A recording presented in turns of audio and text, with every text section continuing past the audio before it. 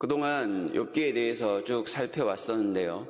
오늘로써 욥기를 마무리하고 다음 주부터는 주일만 우리 목사님들이 각자의 본문으로 말씀을 전할 계획입니다. 지금까지 이 욥기는 대부분의 내용이 욥과 그 친구들의 논쟁으로 이루어져 있었습니다. 31장까지 지루하리만큼 아주 길게 욥의 친구 3명과 욥과의 그 갈등이 나타나 있는 것처럼 보입니다. 이 논쟁의 핵심은 고난이었습니다. 욥이 고난을 당하니 친구들이 없는 죄를 만들어 씌우면서 욥으로 하여금 회개케 하였습니다. 친구들은 굉장한 인과응보의 원리, 곧 욥이 고난을 당하는 것은 드러나지 않는 죄가 있었기 때문이다. 그러니 어서 회개하라 라는 이 논리를 가지고 몰아붙였습니다. 하지만 그 어떤 사람도 욥을 설득시키지 못하였고 끝내 그들은 입을 다물게 됩니다. 욥의 경우는 고난 때문에 죄를 짓게 됩니다. 과유불급이라고 할까요? 없는 죄를 자꾸만 만들어서 몰아세우는 친구들 앞에 욥은 스스로 억울함을 호소하였습니다. 그러면서 하나님께 대하여 하나님께서 심판하여 주십시오. 나의 의로움을 드러내어 주십시오. 라고 강력히 호소하였습니다. 하지만 하나님은 쉽게 대답하지 않으십니다. 계속되는 이 논쟁에도 불구하고 하나님은 묵묵부답하시니 욥이 조급증이 났던 모양입니다. 그래서 하지 말아야 될 말을 쏟아내버렸습니다. 바로 자신이 하나님보다 더 의롭다 이런 식의 말입니다. 간혹 우리들 사이에서 자신의 주장을 마음껏 주장해도 말이 통하지 않을 경우에 내 손에 장을 지진다라는 말을 하곤 하는데요. 욥의 경우가 꼭 이렇습니다.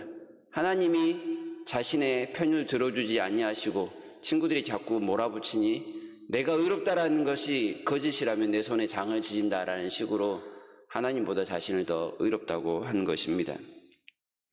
성경에도 인정을 하지만 우리는 욥이 죄가 없다는 것을 압니다.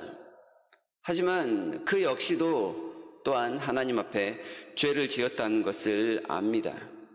하나님께서 말씀하신 그 제사들의 순종함을 통해 욥은 죄의 용서함을 받았습니다. 그러나 그것이 끝이 아니라 여전히 또한 용서함을 받아야 하는 그런 연약한 사람입니다. 어느 누구도 하나님 앞에서 온전할 수 없다라는 말입니다. 사람이 경건하게 살아가는 것이 참으로 놀랍게 보일지는 모르지만 하나님 앞에서 그러한 사람의 모습은 그리 놀라울 정도가 안 됩니다. 이 욥의 상태를 고여있는 흙탕물 정도에 비교할 수 있겠습니다. 겉으로는 깨끗하게 보일지 모르지만 그 밑에는 흙탕물이 가득 고여있는 그런 상태인 것이죠. 평소에는 깨끗해 보입니다. 그러나 어떤 상황에 의해서 이것이 뒤섞일 때에는 온갖 더러움이 다시금 나타나는 모습. 아무리 깨끗한 사람이라 할지라도 하나님 앞에서만큼은 이러한 모습을 결코 버릴 수가 없습니다. 이런 상황이 욥에게 고스란히 드러났고 그러한 논쟁 속에서 욥은 끝내 친구들의 입을 다물게 하는데 성공합니다. 31장까지 그런 내용이 쭉 나오고요. 32장에 가면 엘리후라는 또 다른 인물이 나타나 하나님께서 붕괴하실 만한 그 하나님의 의분을 가지고 욥을 질책하기 시작합니다. 세상에 다 설명할 수 있는 일이 없음에도 불구하고 욥이 하나님보다 앞서가는 것은 도저히 감당하기 어려운 일입니다 라고 하면서 욥을 몰아세우는 것이지요. 그렇게 말이 많던 욥, 어떤 친구들의 말에도 끄떡하지 않던 욥이 이 엘리후의 말 앞에서는 잠잠합니다. 39장까지 엘리후의 말이 이어진 다음에 40장에 하나님께서 자연스레 바통을 이어받아 욥에게 말씀하기 시작합니다. 40장 2절을 보시면 이런 내용이 있는데요. 트집 잡는 자가 전능자와 다투겠느냐? 하나님을 탓하는 자는 대답할지니라 라고 하면서 하나님께서 만드신 창조의 모든 질서와 여러 가지 상황들 중에 극히 일부를 가져다가 욥에게 질문을 하십니다.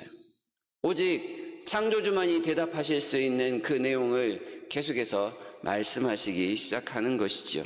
그러자 욥이 나는 이제는 말하지 않겠습니다. 내 입을 손으로 막을 뿐입니다. 이렇게 이야기를 합니다. 우리 주변에서 일어나는 많은 자연현상들, 원래 그랬습니다 라고 표현할 수 있는 이 모든 것들에 대해서 하나님은 계획을 가지고 계셨습니다. 그리고 그 모든 내용들이 흔들림 없이 잘 진행되도록 여전히 운행하고 계십니다.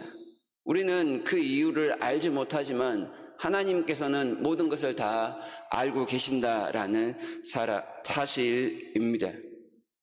그 주변에서 일어난 일마저도 설명하지 못하는 주제에 하나님보다 더 의롭다고 할 수 있겠느냐라는 말씀이 묻어나는 것이지요. 우리 역시도 조심해야 될 부분인 것 같습니다. 하나님을 판단한다는 것은 극히 어리석은 일이라는 것을 우리 스스로 삼가 조심해야 한다는 뜻입니다. 하나님께서는 마치 하늘에서 폭풍우를 내리듯이 그렇게 욥에게 커다랗고 위험 있는 말씀을 하십니다. 그러자 드디어 마지막으로 욥의 고백이 오늘 우리가 읽었던 이 42장 1절에서 6절까지 나타납니다. 이 2절을 보시게 되면 주께서는 못하실 일이 없사오며 무슨 계획이든지 못 이루실 것이 없는 줄 압니다. 하나님이 지극히 크시다는 사실을 드디어 하나님의 음성을 듣고서야 그가 알게 됩니다. 그렇게 자만하던 의로움에 있어서만큼은 결코 뒤지지 않는다라고 생각했던 욥이 하나님 앞에 서니 아주 작은 초라한 사람으로 이렇게 보여지게 되었다라는 뜻입니다. 그러면서 3절에 무지한 말로 이치를 가리는 자가 누구니까 자기 자신을 가리켜 이렇게 표현한 다음에 나는 깨닫지도 못한 일을 말하였고 스스로 알 수도 없고 헤아리기도 어려운 일을 말하였습니다 라고 고백합니다. 아직도 모르는 일들이 참 많습니다. 하나님의 말씀을 듣고 보니 제가 정말 어리석은 자일 뿐입니다. 이렇게 고백합니다. 모든 교만한 사람에게, 교만해져 버린 사람에게 하나님께서 이렇게 하시지는 않습니다. 그러나 특별히 욥에게 이런 경우를 보이시면서 우리로 하여금 읽게 하시는 것은 하나님의 이런 의도처럼 보입니다. 우리에게는 여전히 은혜가 필요합니다 라는 고백을 낳게 하려는 의도 말입니다. 하나님 앞에 서 있는 사람은 그렇습니다. 여전히 우리에겐 은혜가 필요합니다. 내가 억울한 일을 당하였을지라도 하나님의 은혜 아니면 오늘을 살아갈 수 없습니다. 다 깨닫지 못하지만 하나님의 은혜 아니면 여전히 오늘도 호흡할 수 없습니다 라는 내용이 될 것입니다. 그러면서 5절에 내가 주께 대하여 귀로 듣기만 하였사오나 이제는 눈으로 주를 배움나이다. 실제로 하나님을 환상 가운데 보았다라는 말씀은 아닙니다. 하나님의 말씀을 들으며 하나님에 대한 모든 생각이 아주 구체적으로 깨닫게 되었다라는 말과 같습니다. 말씀 한마디 한마디를 들으면서 그 모든 말씀을 통하여 매우 크고 전능하신 그 위엄의 하나님을 알게 된 것이죠. 그리고 그 앞에 아주 작게 낮아 엎드러지는 자신의 모습을 지금 인정하고 있는 것입니다. 그리고 나서 6절에 가면 드디어 욥이 친구들의 그 많은 말에도 불구하고 굳게 닫았던 회개의 입술을 열게 됩니다. 아마 크신 하나님을 경외한다면 대부분의 사람들이 할 수 있는 첫 번째 말이 회개일 것입니다.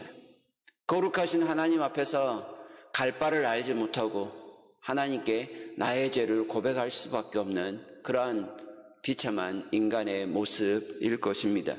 그리고 또한 그 크신 하나님 앞에서 나타낼 수 있는 말이라고는 회개한다라는 이 말이 전부일지도 모르겠습니다.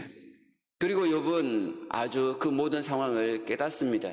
언제 어떻게 왜 시작되었는지도 모르는 그 세상의 힘 혹은 악 때문에 자신이 고난을 당하였지만 하나님께서는 그것마저도 다 다스리실 수 있는 전능한 분이시라는 것을 깨달았던 것입니다. 40장, 41장에 리워야단, 베헤못이라는 아주 무시무시한 동물에 대한 이야기를 길게 설명을 하고 있는데요. 이런 내용들을 통해서 하나님 앞에 불가능한 것이 무엇이냐?